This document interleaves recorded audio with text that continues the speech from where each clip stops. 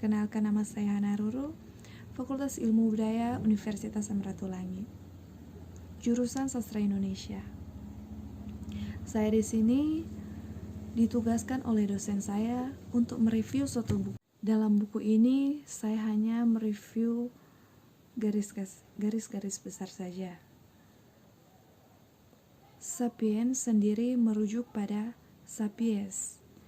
Dalam klasifikasinya, sapiens berkerabat dengan sapiens dari sesama genus manusia Homo. Seperti Neanderthal, Erectus, Solonius, dan lain-lain. Sapiens merupakan sapiens yang mengalami revolusi kognitif lebih cepat daripada sapiens lainnya. Itulah mengapa revolusi ini berperan menjadikan mereka penakluk belahan-belahan bumi di luar Afro dan Asia. Dalam waktu yang relatif singkat, 70 tahun, masa-masa awal mereka adalah berbagai pemburu pengumpul dengan teknologi yang sangat sederhana dibandingkan makhluk hidup lainnya yang relatif lebih besar, ganas, atau lebih cepat. Sapiens memiliki keunggulan menjinakkan dan memanfaatkan api. Dalam buku ini, api adalah terobos yang membuat mereka bertahan dari serangan hewan buas, berguna untuk memasak, menghangatkan diri di musim yang dingin. Bahkan, simbol dari adaptasi novel atau film The Jungle Book dari adaptasi novel Rudyard Kipling menamai api sebagai red flower. Dan di film itu jelas digambarkan peran api yang sangat ditakuti sekaligus bahan rebutan makhluk hutan. Kalau membayangkan bumi 700 atau 70.000 tahun yang lalu, kita mungkin takjub bagaimana daratan atau lautan yang sedemikian luas kemudian berhasil kita kuasai. Manusia bisa survive sementara Mount dinosaurus atau hewan-hewan lainnya terpaksa harus berevolusi bahkan punah seperti sekarang ini. Homo sapiens adalah hewan buas yang tidak pernah puas. Sapiens mengolonisasikan benua-benua yang bahkan sebagaimana tak ada dalam imajinasi kita. Mereka membantai hewan-hewan purba, mengubah struktur, menanamkan mitos, agama, kepercayaan, penciptaan kebudayaan, hingga di abad ke-21. Manusia seolah bisa menjadi Tuhan di bumi dengan proyek-proyek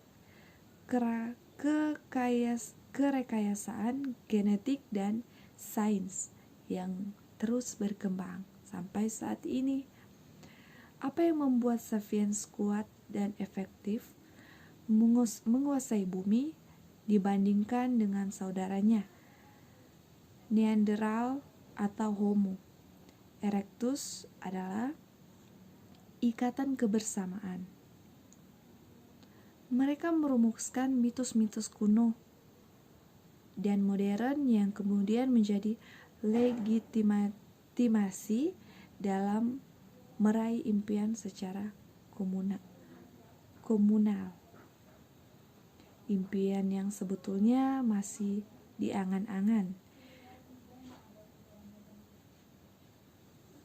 Ya, mitos-mitos ini adalah Harari antara lain adalah tentang keberadaan dewa-dewa hak asasi, kemerdekaan, kesetaraan, komunisme, kapitalisme, feminisme, dan lain-lain.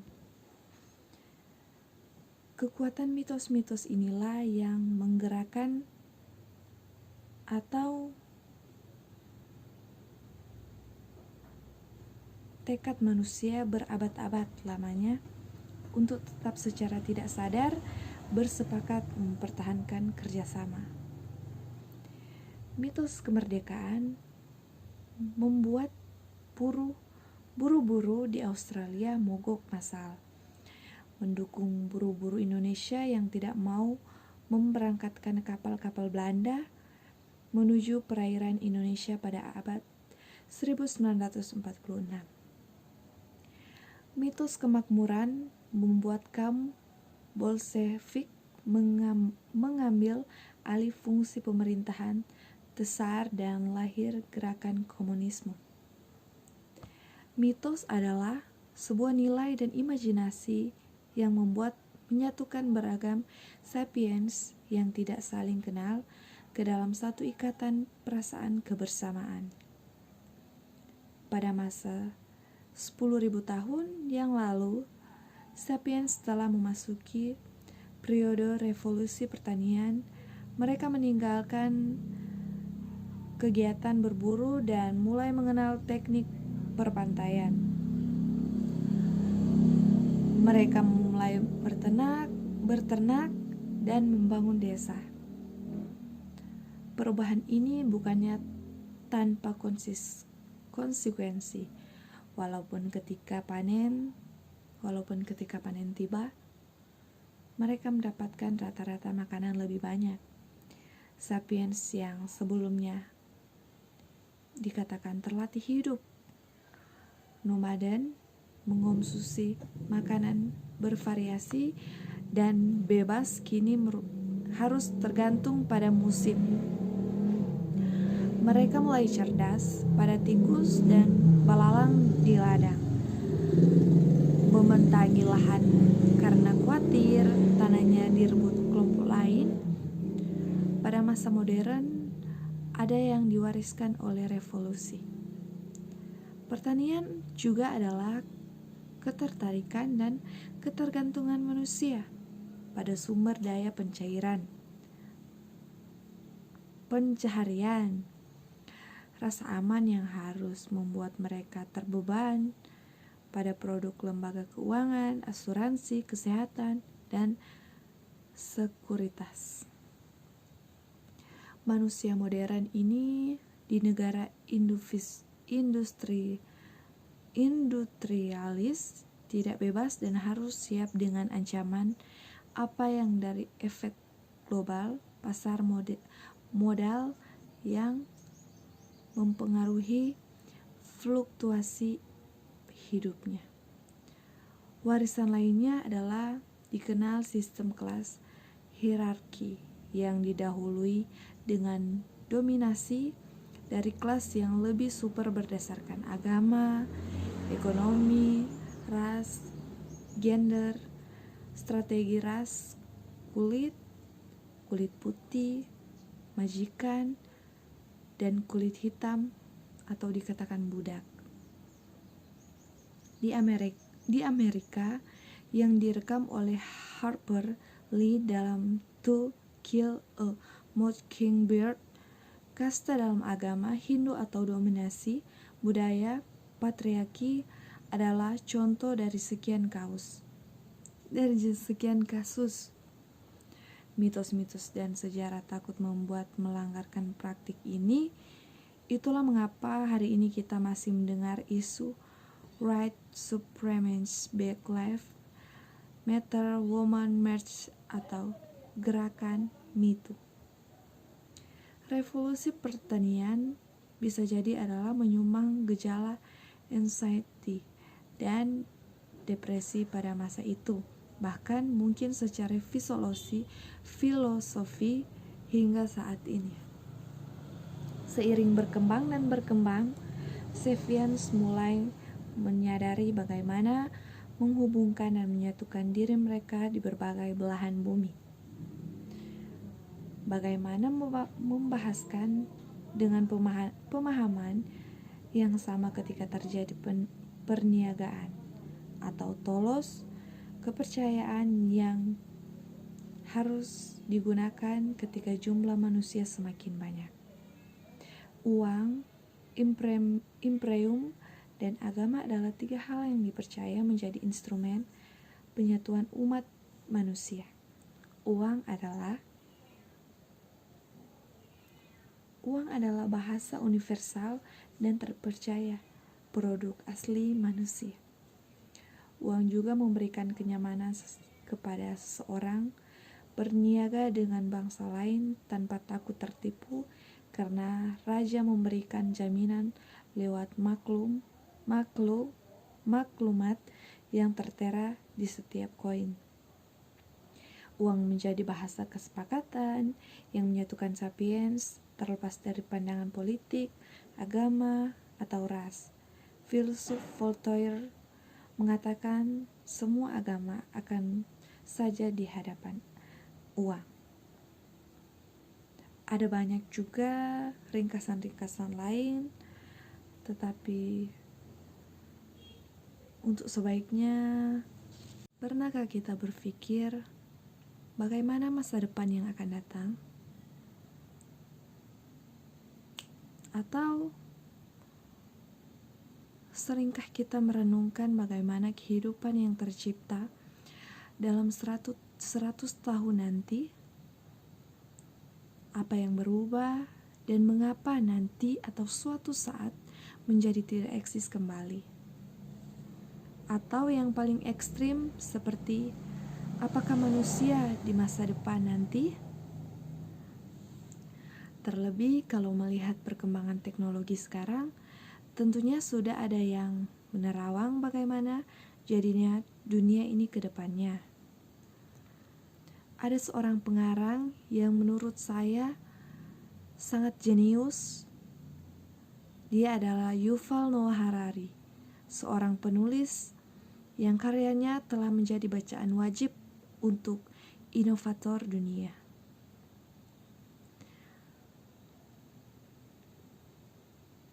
Sobat millennials, tahu soal kecerdasan. Sekarang ini banyak negara mulai mengembang, tetapi bagaimana dengan kita?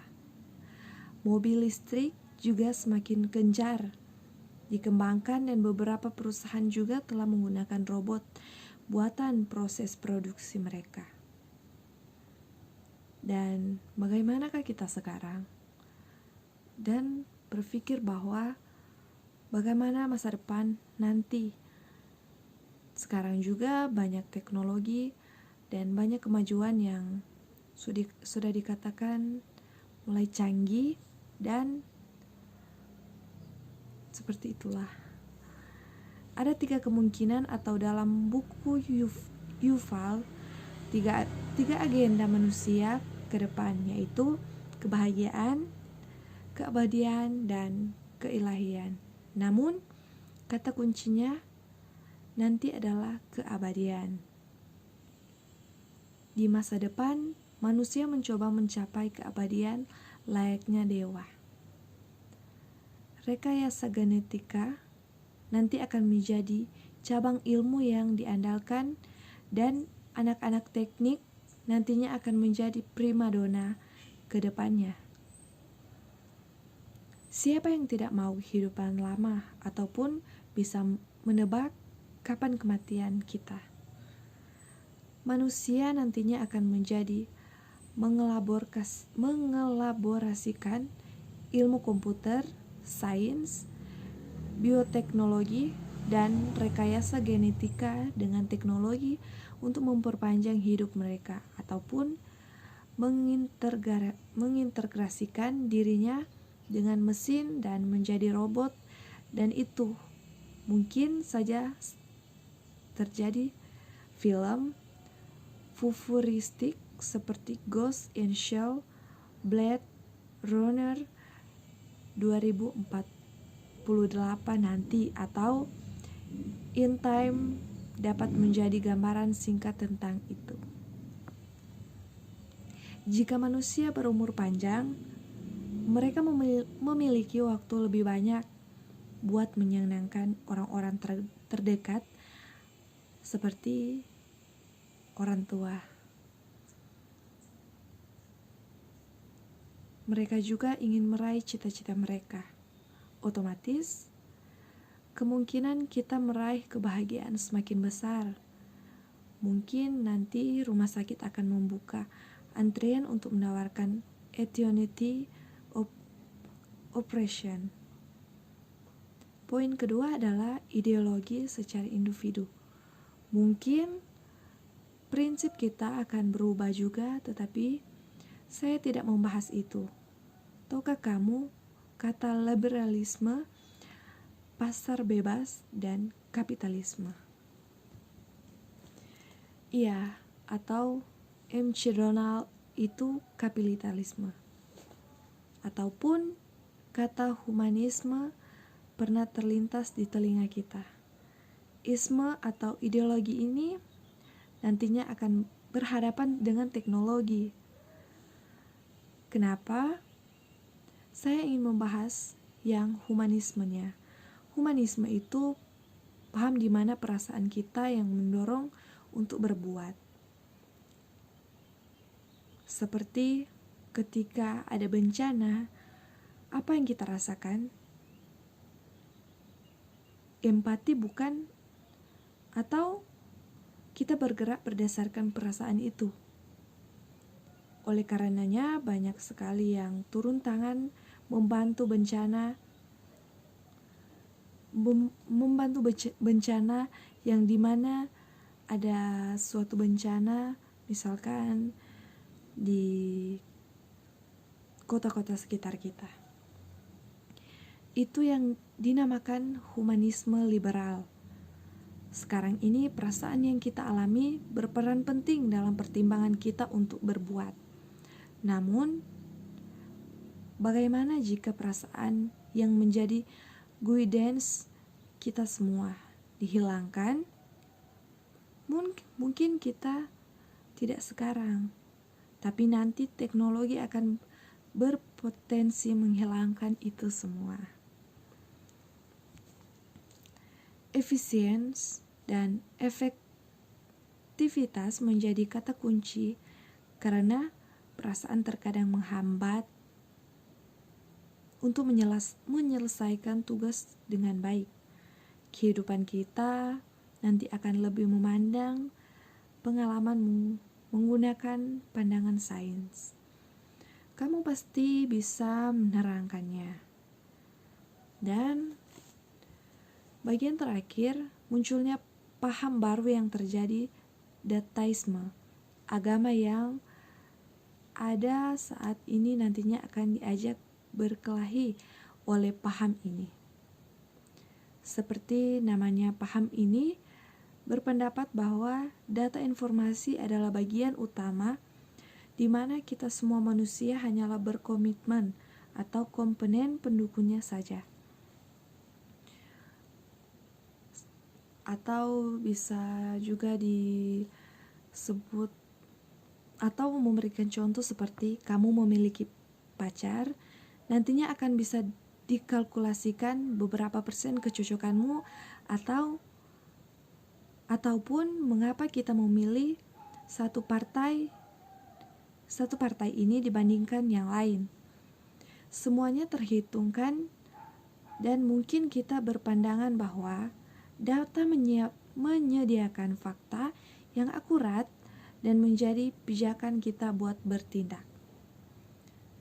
Kalau melihat debat-debat, caleg ataupun capres, mereka pasti berpijak pada data. Namun, tindakan yang bersifat data di lapangan bukan mengenai perasaan kita dan sebagainya.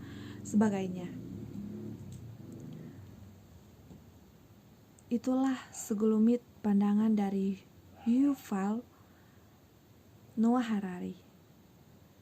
Bisa dibilang sangat menyeramkan, bukan? Di mana teknologi menguasai hidup kita dan menjadi dominan, tetapi perlu ditekankan Ini hanyalah satu dari beberapa miliar kemungkinan yang ada di masa depan. Ia seperti dunia paralel, kemungkinan yang saya sebutkan di atas mungkin sudah terjadi. Perlu untuk dipikirkan, tetapi jangan terlalu dibawa sampai ke mimpi. Terima kasih.